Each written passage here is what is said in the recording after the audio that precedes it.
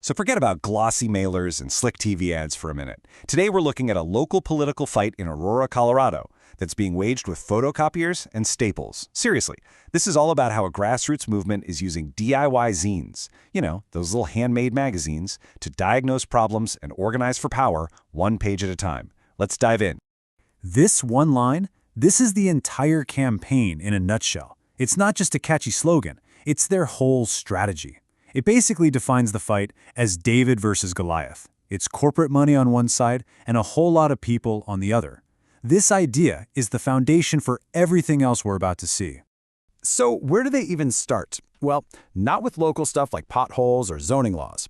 The zines zoom way out. They argue that Aurora's problems aren't just a random series of unfortunate events. Nope. They see them as symptoms of a much bigger design. Now, to get what they're proposing, you first have to understand the problem as they see it. And it starts right here, with this really blunt three-step definition of capitalism. The core idea they're putting forward is that this relationship, where workers create all the value but only get a small piece back, is the root of all the other crises in the community. And this is the real kicker. They're arguing that things like unaffordable housing or low wages, they aren't bugs in the system, they're features. The zines claim the system is designed to work this way, to pull value from labor and concentrate wealth at the top. So from their perspective, it's working perfectly.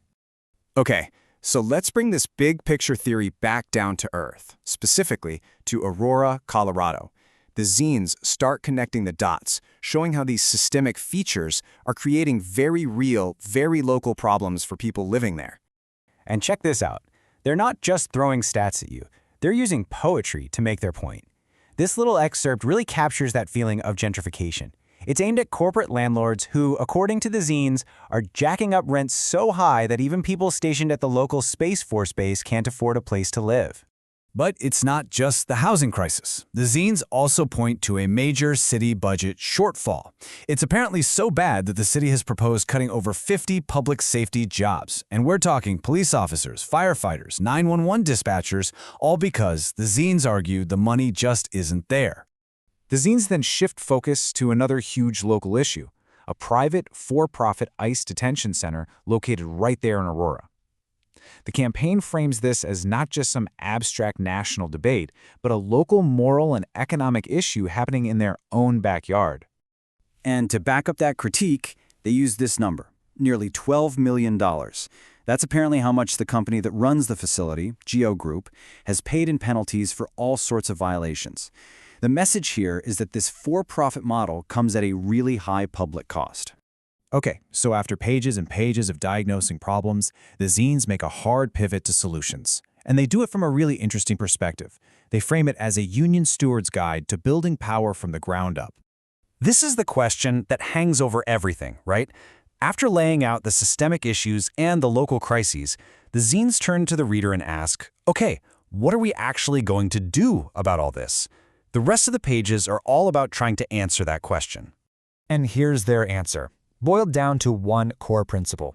The zines argue that the real power regular people have is their labor. The logic is pretty simple. If workers don't work, nothing runs.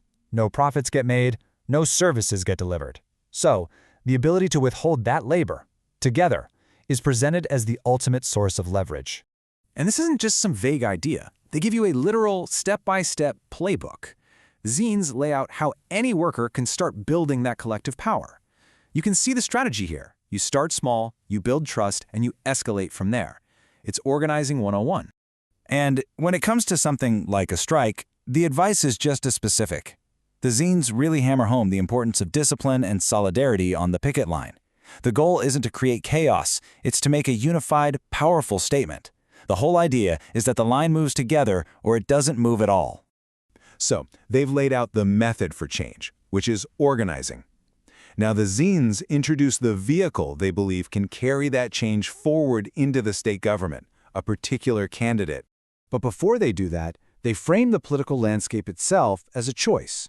On one side, you have who they call the architect, a consultant they say props up establishment candidates. And on the other, the organizers, a group that backs progressive challengers. It's a very clear us versus them narrative, corporate politics versus people-powered politics. And that brings us right here, to the candidate at the very center of this campaign, Brianna Parsons. She is the person this entire grassroots movement is trying to get elected to the state legislature. So who is she? Well, the zines don't introduce her with a typical political resume. Instead, they give you her work history. They highlight that she's bagged groceries, cleaned houses, and taught in public schools.